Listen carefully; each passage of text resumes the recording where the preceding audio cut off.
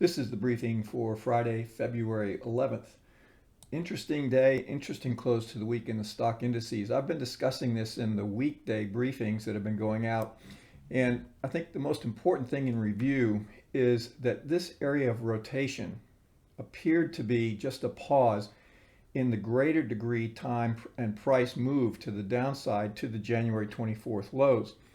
On this day, when this happened, I said in that briefing that to be careful of this because it was a breakout, but it could be a false breakout, mainly because volume on this whole move was really just not drawing in new buyers. It was just a very strange breakout move, and then it paused in all of the indices, a little bit slightly upward movement in the Nasdaq during this pause. And then I referred back to this chart of the spiders on a daily basis and talked about this greater degree time and price rotation and how this broke out and paused, and then we had this rotation back through the range.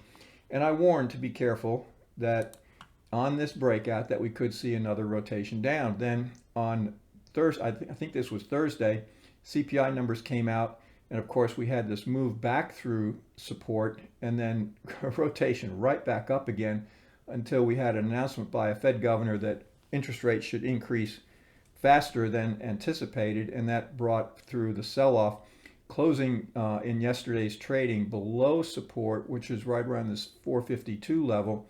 And then, of course, in today's trading, we traded all the way down to 444, breaking through that and holding right around the 440 level. And the Nasdaq was basically the same situation.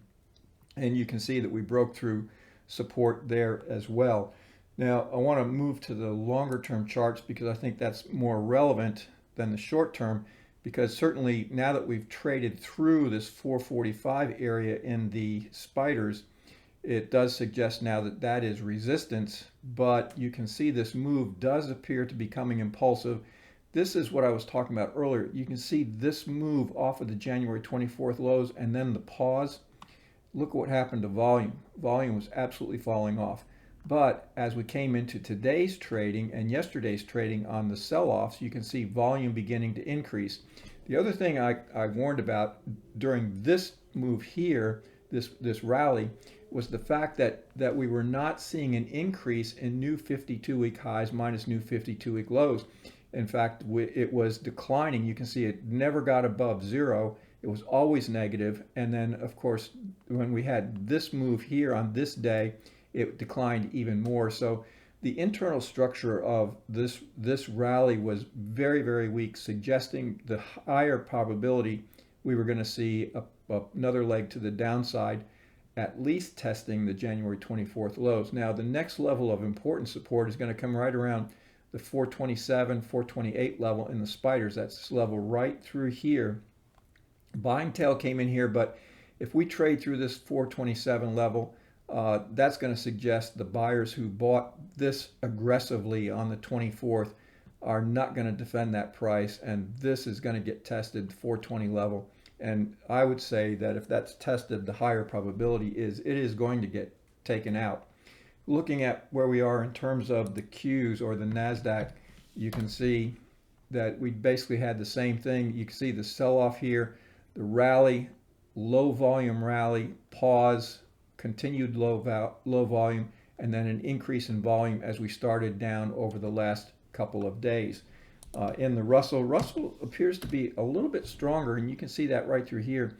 Not really moving to the degree that the other two indices have moved, but it did trade above 205 in yesterday's trading. Now it is back below 205, closing right near the 201 area.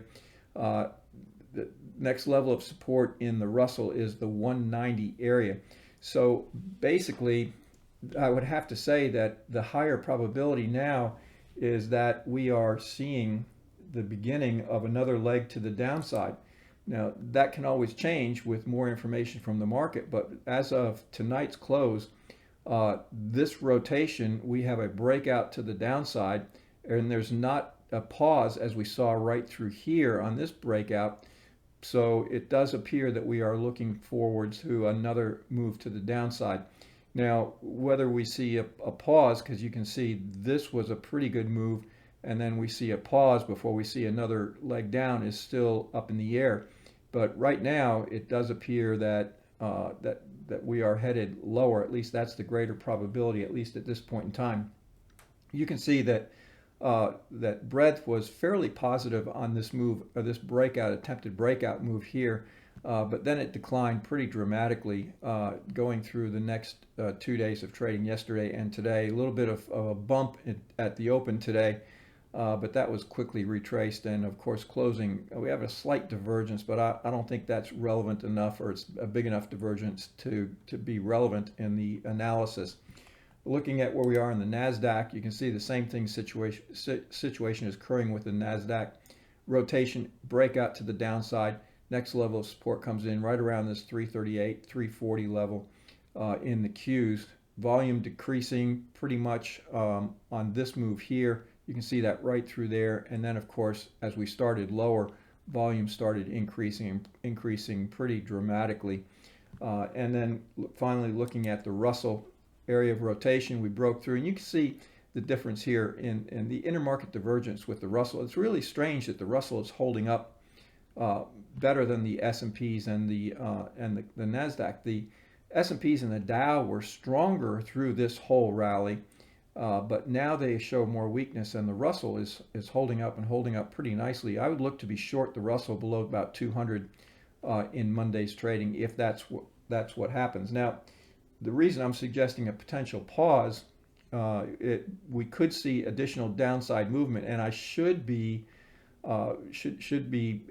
important to state that the divergence in breadth on any lower low would be a significant event and suggest that we are going to see some type of rotation up. So you can see that breadth was negative about 1,400 shares in the NYSE. In the Nasdaq, it was negative about 2,000 shares. So any lower low in the S&Ps that are on stronger breadth would be a clear signal there's going to be some type of rotation back to the upside. So watch that very carefully in Monday's trading. And the reason I say that there's a possibility of that is that this is the NYSE. This is my overbought and oversold indicator, and you can see we have reached the point of being oversold in both the NYSE and the Nasdaq. So it does not preclude the indices from continuing to move lower. So we are not at an extreme situation like we were in these times, but yeah, I have to be cautious because we have reached a point of being oversold, and it does suggest the potential for some type of pause or rotation back up. Going to be an interesting beginning to the week. Have a great weekend. I'll pick this back up on the intraday briefings on Monday.